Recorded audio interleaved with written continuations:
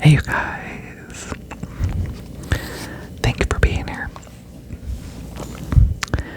It's about that time for another video, and today I have something cool to show you. My sister-in-law wrote a book.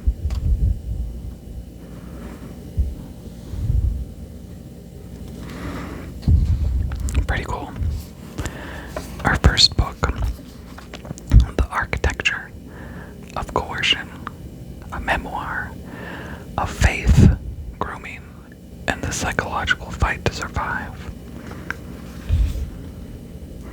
So I bought one. You can find it on Amazon.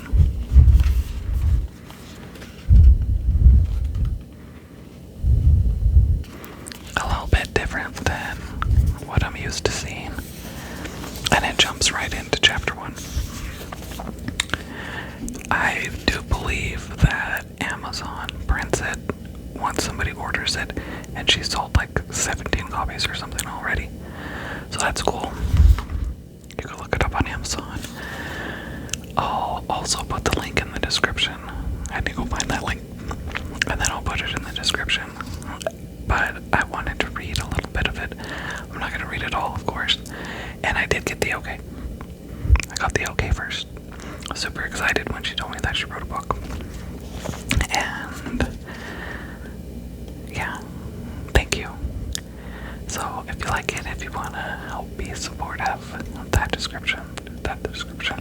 that link will be in the description. So thank you guys all very much for being here. I'll read maybe a little bit of chapter 1. And I don't believe this is going to be a happy-go-lucky book. It's going to be more of a serious tone. So let's begin. Chapter 1. I learned the language of devotion in the sanctuary, never realizing I was being conditioned for an altar of sacrifice. The choir's harmony swelled toward the vaulted ceiling, a beautiful, suffocatingly heavy wave of sound that made my 16-year-old heart ache with an almost desperate hunger for goodness.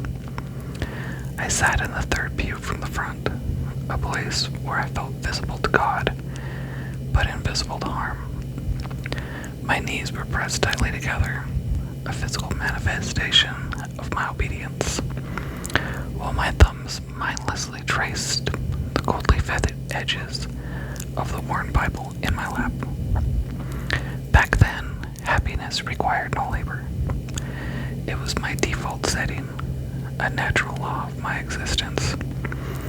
Joy lived in the lively, vibrant smiles that flashed effortlessly across my face, shining so brightly that it was almost the first thing strangers noticed about me.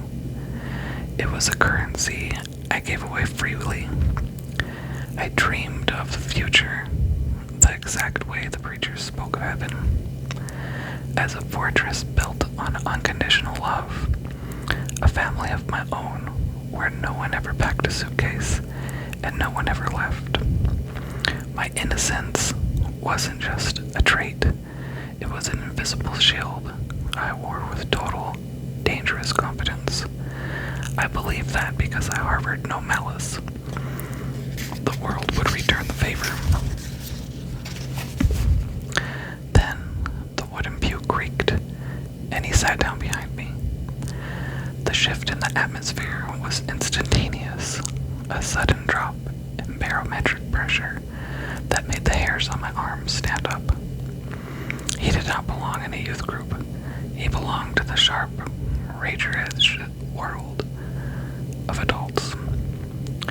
He carried himself with a polished, magnetic confidence that practically charged the oxygen around him, making the air feel thick and electric.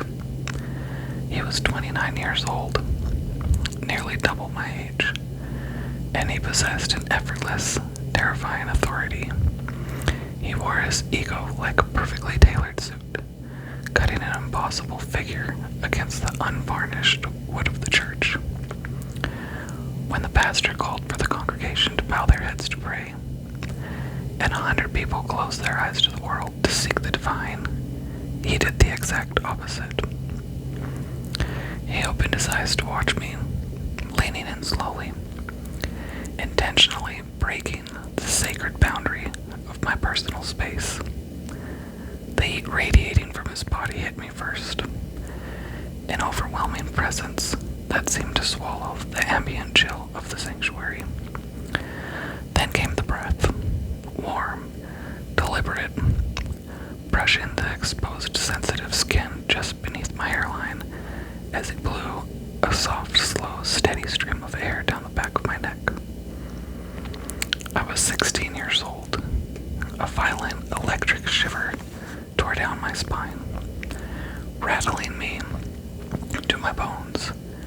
It wasn't fear, not yet. The architecture of coercion relies on the victim misinterpreting the threat, and my naive teenage mind translated the intrusion as the thrilling, chosen spark of a forbidden love. It was the intoxicating shock of being selected, pulled out from the crowd by a man who looked like the manifestation of every prayer I had ever whispered. My vibrant smile didn't vanish. It simply turned inward, becoming secret, guarded, and intensely glowing. I closed my eyes tighter against the sanctuary light, making the first quiet click of the cage door for the prologue of an everlasting love story. In the weeks that followed, the world outside the sanctuary began to feel increasingly small, muted, and drained of color. The vibrant, organic joy that had once been a natural extension of my life began to morph into something else. A fragile commodity that had to be fiercely maintained, hidden, and protected. His focus was a laser beam. It burned wherever it landed. The new claustrophobic attention from someone so much older felt like a sudden, staggering weight, a heavy and intoxicating responsibility that systematically pulled me away from the simple, light-hearted certainties of childhood. Every conversation with him felt like a secret initiation, making my old life look childish and trivial by comparison. As the gravity of his influence grew, it created a quiet, calculated distance between the life I knew and the intoxicating future he was painting for me. The transition was psychological warfare, masquerading as romance. Conversations at my family dinner table became strained, laced with a new, bitter fiction. The people who had spent my entire life providing the safety were suddenly viewed through a warped lens of skepticism that he had ground for me. He spun a brilliant, isolating narrative. We were uniquely chosen, a pair of elevated souls, whom the ordinary world could never comprehend. The narrative became a towering, windowless wall, cleanly separating my presence from the past, leaving me alone with them on the other side. And that, my friends, is part of chapter 1. There's the back. There's the front.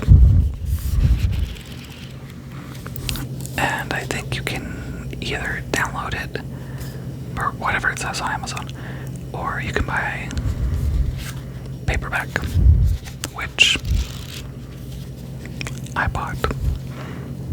Gotta be supportive of my family, and I like all my sister-in-laws, so of course I had to do that. I hope you guys enjoyed that part of it. ask her how much she's okay with me reading, because that might be weird if I read the whole thing. I don't know. So let me know what you guys think. I like the way that it's written. I have not read the whole thing yet. Will I? Yeah, absolutely. I'll read through it. That will probably help me get to know her a little bit more too. But I thought that was super, super cool. Super proud of her. That's exciting. That is just such an awesome thing. Like, hey, I have a book. Like, oh, you wrote a book. Which I heard her mention it a few times. And she lives kind of far, so I don't really see her that often. I've only talked to her a couple times. But that's cool. That's super cool. It's an awesome thing to do. So if you guys are so inclined, if you feel like it, if you, I don't know, whatever other words I can throw in there, I will go dig up that link and I will put it in the description. And as always, thank you guys very much for watching. I'm going to let you go now, but I will hopefully create some more videos in the near future. I hope you find the whispers relaxing. Maybe I will see what else I could read if you like the stories. Who knows?